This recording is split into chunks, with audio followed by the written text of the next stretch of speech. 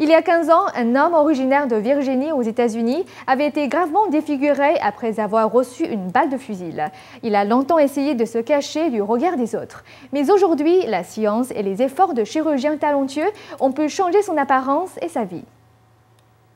Contraint de porter un masque pendant ces 15 dernières années, un homme de 37 ans, originaire de l'État de Virginie, retrouve enfin un vrai visage grâce à une greffe. Selon un chirurgien de l'Université de Maryland, cette transplantation serait la plus importante du genre jamais réalisée au monde par une équipe médicale. Richard Norris avait été défiguré après avoir accidentellement reçu une balle dans le visage. Suite à cet incident, il avait perdu son nez, ses lèvres ainsi que l'usage de sa bouche. Le docteur Eduardo Rodriguez nous explique que la procédure médicale va changer la vie de cet homme.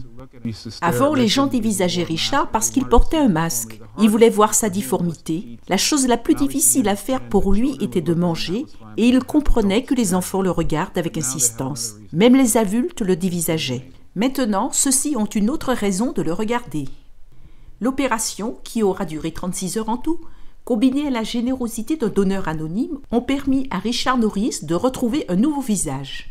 Ce qui rend la procédure de cette chirurgie unique en son genre, c'est que celle-ci inclut la transplantation de la langue, des dents, de la mâchoire inférieure et supérieure, de tous les tissus faciaux, et ce à partir de la racine des cheveux jusqu'à la clavicule. Il a déposé le miroir, m'a remercié et m'a serré dans ses bras.